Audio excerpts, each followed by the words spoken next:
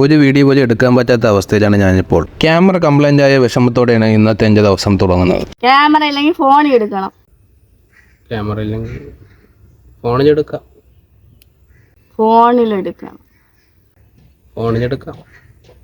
ഫോണിലെടുക്കാൻ പറ്റും. ക്യാമറയ്ക്ക് മുമ്പ് ഫോണിൽ തന്നെ എടുത്തു. ഇന്നത്തെ വീഡിയോയിലൂടെ എൻ്റെ കുടുംബം, എൻ്റെ വീട്, എൻ്റെ നാട്, എൻ്റെ നാട്ടിലെ ഉത്സവങ്ങളുമാണ് ഞാൻ പരിചയപ്പെടുത്താൻ പോണത്. ആറ്റിങ്ങിലടുത്ത് കടയ്ക്കാവൂരാണ് എൻ്റെ സ്ഥലം. ഇതാണ് ഞാൻ താമസിക്കുന്ന വീട്. നിലവിൽ ഇപ്പോൾ വാടക വീട്ടിലാണ് താമസിക്കുന്നത്. ചെറിയൊരു കൂട്ടുകുടുംബമാണ്. ഇവിടെ ഞാൻ, എൻ്റെ വൈഫ് അച്ചു, എൻ്റെ മകൾ അല്ലു, എൻ്റെ അമ്മ അംബിക, എൻ്റെ ചേട്ടൻ അജിത്ത്, എൻ്റെ ചേട്ടത്തി പ്രീതി, ചേട്ടൻ്റെ മകൾ ലച്ചു. വീട്ടിൽ 3 ബൈക്കുണ്ട്. ചേട്ടൻ ചെയ്ത് 2001 മോഡൽ RX 135, എൻ്റെ 2015 മോഡൽ പൾസർ RS, മൂന്നാമത്തേത് 2013 മോഡൽ ബംഗാളിയാണ്. പുറത്ത് ഡിയോ എന്നാണ് അറിയപ്പെടുന്നതെങ്കിലും നമുക്ക് ഇവൻ ബംഗാളിയാണ്. വീട്ടിലെ ഏറ്റവും ഉപകാരി അവനാണ്. എഞ്ചിനൊഴികെ ബാക്കിയെല്ലാം പൊളിഞ്ഞു തുടങ്ങിയെങ്കിലും ചെറിയ ചെറിയ തേയ്മാനങ്ങൾ അവിടെ ഇവിടെ ഉണ്ടെങ്കിലും ഇപ്പോഴും ഇവൻ പുലിയാണ്. അമ്മ രാവിലെ അമ്പലത്തിൽ പോകാനുള്ള തിരക്കിലാണ്. ഞാനും അല്ലും കൂടി ചേർന്നാണ് അമ്മയെ അമ്പലത്തിൽ കൊണ്ടാക്കുന്നത്.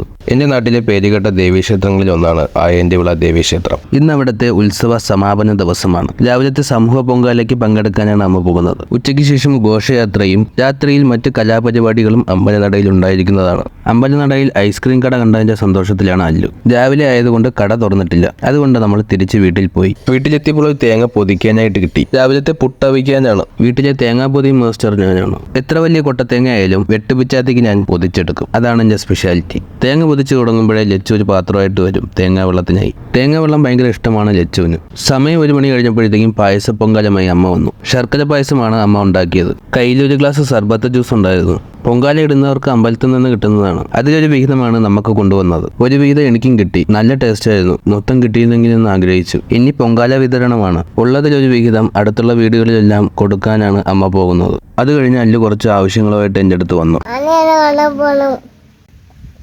അനനെ കണ്ടിട്ടുണ്ടോ അല്ലു മുമ്പ്? കണ്ടില്ല.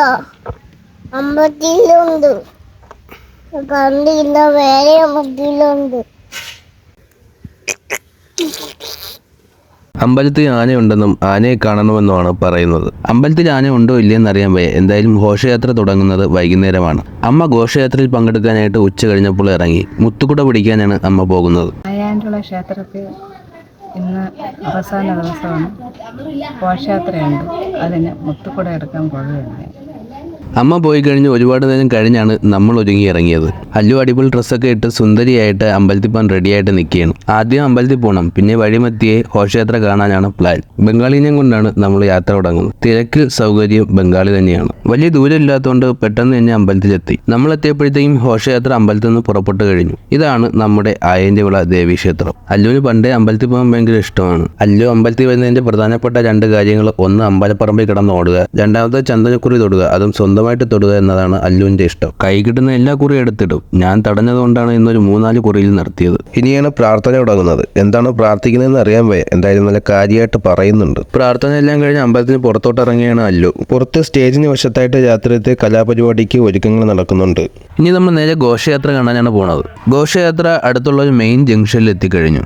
ദൈവങ്ങളുടെ രൂപം തീർത്ത ഫ്ലോട്ടുകളാണ് ഘോഷയാത്രയുടെ ഹൈലൈറ്റ്. മുത്തുക്കുട പിടിച്ച് നടക്കുന്ന പെൺകുട്ടികളാണ് ഏറ്റവും മുന്നിൽ നിൽക്കുന്നത്. ഞാൻ ഇതിനു മുമ്പ് കണ്ടിട്ടില്ലാത്ത പുതിയ വളരെ വ്യത്യസ്തമായ കലാരൂപങ്ങൾ ഈ ഘോഷയാത്രയിൽ ഉണ്ടായിരുന്നു. കൂടാതെ കുട്ടികളെ മനസ്സ് ആകർഷിപ്പിക്കുന്ന രീതിയിൽ പല കളർ ബലൂണും കൊണ്ട് നടക്കുന്ന ചെറിയ കച്ചവടക്കാരും ഉണ്ടായിരുന്നു.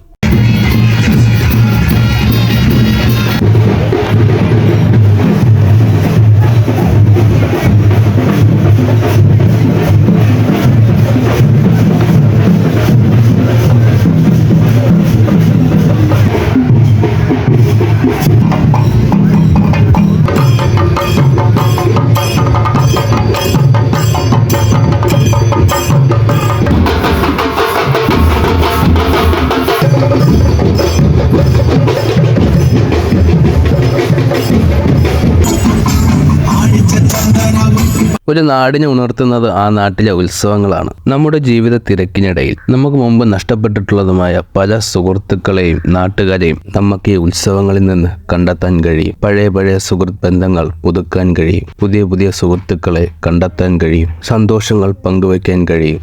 അതുപോലെ തന്നെ വിഷമങ്ങൾ മറക്കാനും കഴിയും. ഉത്സവങ്ങളുണ്ടെങ്കിലേ ആഘോഷങ്ങളുള്ളൂ. ആഘോഷങ്ങളുണ്ടെങ്കിലേ സന്തോഷങ്ങളുള്ളൂ.